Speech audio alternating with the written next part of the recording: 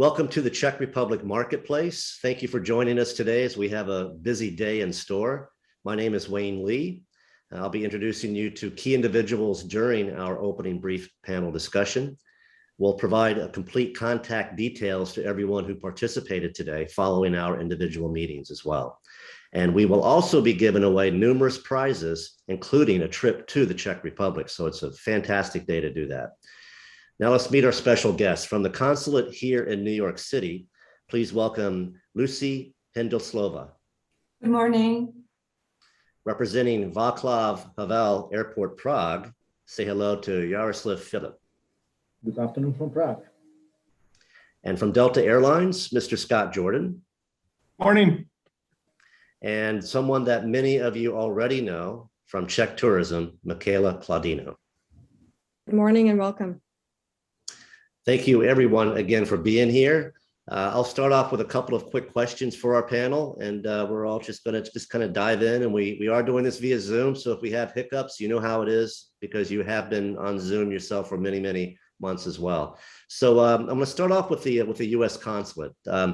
Lucy, what are the current COVID-related requirements to travel to the Czech Republic? And if you can provide some examples of some of the support that your consulate provides for both business and leisure travelers, that would be great as well. Thank you very much, Wayne, and good morning. Good morning, everybody from New York. I welcome you at this workshop and thank you for inviting me here. I'm really pleased to be here and be part of this really excellent workshop. Well, I am basically I'm based in New York, and I work at the consulate of the Czech Republic in New York. And we, of course, covered the current travel conditions to the Czech Republic. And I think that I can share some good news with you because the current travel conditions are easier. And we very much hope that by the summer, it will get even better. I'm speaking about the current conditions. Of course, this may always change. And for my advice would be, before you travel, please always visit our webpage, the webpage of the Consulate General of the Czech Republic in New York. We always have up-to-date information for travelers, so you can always rely on that information. The current conditions that I'd like to speak of for non-Czech citizens are quite easy. If you're vaccinated and have a booster shot, you can just get on the plane and travel. The only thing you have to do is to fill out a traveler's form. The traveler's form is really easy to fill out. You can find it also on our webpage. The important thing is the definition of the vaccinated person, and that is really important. It is anyone who received the second dose less than 9 months ago, or have a booster shot.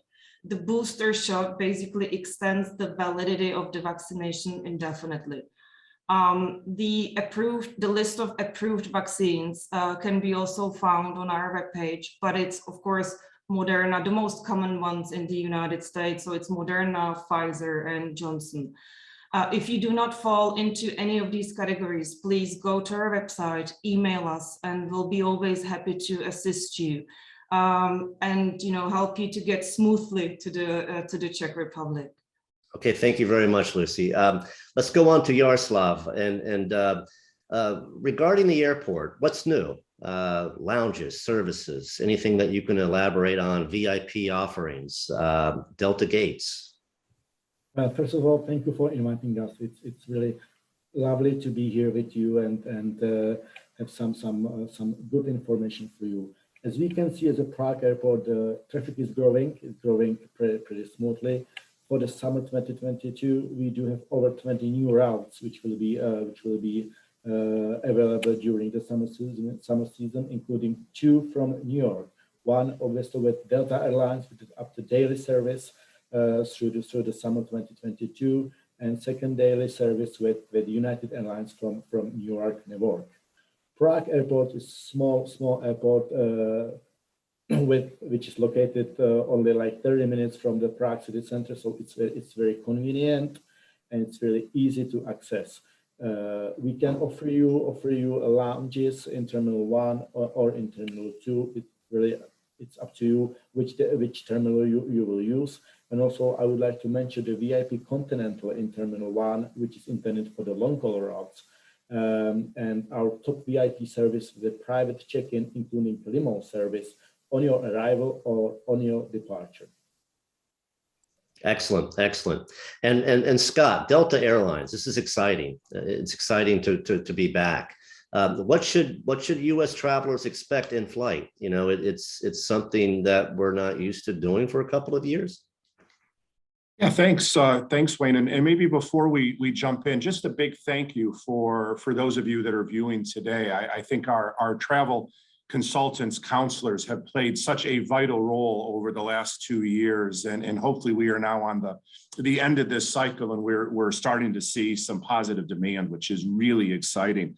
As far as what you should expect on the aircraft, I think you hear these horror stories in the news, but the reality is that happens, 0.0001% of the time. And the reality is that most of the flights are really fantastic. So you can expect the same great Delta service, the same great Delta experience that you always have. I would say the caveat is we're in masks. And I think most people have accepted that, and we have all kind of signed up for that as we have bought our ticket. But we are really encouraged about the demand that we're seeing, and there is a lot of pent-up demand for summer 2022. So we are thrilled that we're back in the Prague market. We've been serving Prague since 2009 and stopped in the pandemic. So we're very excited that we're back. It is one of our network pillars out of JFK, and we look forward to welcoming you all back very, very soon. Excellent. Thank you. Thank you very much, Scott.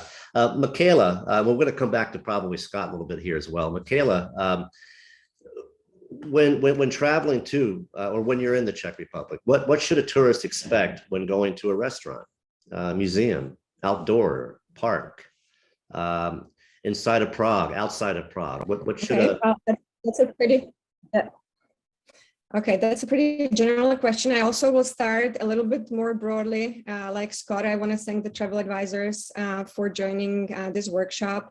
I want to thank Delta for reintroducing the flight. I think it's excellent, and everybody's really looking forward to it because it's a deal breaker to have a direct flight out of JFK. And the U.S. market has been really key for the Czech Republic in terms of incoming travel and tourism. Prior to COVID, we had almost 600,000 Americans traveling to the Czech Republic. So it's a big number. And actually last year, when the borders opened very shortly, the US was again one of the strongest overseas market for the Czech Republic. So we have big hopes for the Americans coming back, and we hope definitely that they will come back. And what can they do and see in the Czech Republic? Just following up on Lucy's points, the rules are getting simpler. So, I mean, by the summer, it's probably going to be different. But as of now, when you go to a hotel, a restaurant, you use different services, you don't have to show your proof of vaccination anymore. So it's a little bit more faster, it's smoother, and everything, seems to be a little bit more easier. So on the ground, pretty much everything's working, as it did before. There might be some limitations in terms of larger concerts, etc., but usually, it shouldn't be a problem. So pretty much, go try to beat the crowds before they come, and enjoy as much as you can. Excellent. Thank you very much, Michaela. Now, Michaela, real quick, anything that you can recommend for a frequent and or a first-time traveler to the Czech Republic?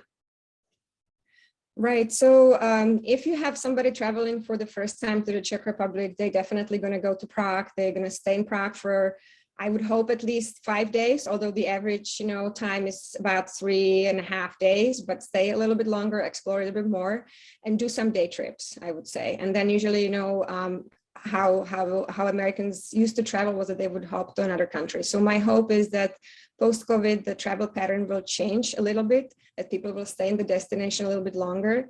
And if you are a repeated visitor and you coming back, do explore areas outside of Prague. So Prague and beer is excellent, but we also have wine and Moravia, which is the region east of Prague. You can visit on the way to Vienna.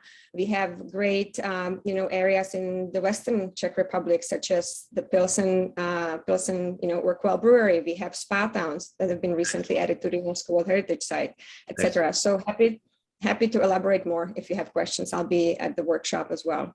Okay, great. Thank you very much, Michaela. As we close, anybody would like to say any closing remarks? Anything else that we might have not touched on that we should? I think we are good. So again, thank you everyone for taking this time to join us during your already busy day. We'll provide, again, contact details following our marketplace today, and we'll send them out to everyone who has attended. So again, thank you. Have a great day. Thank you for joining us, and see you soon. Bye-bye. Bye. Thank you very much. Thank you. Enjoy the marketplace.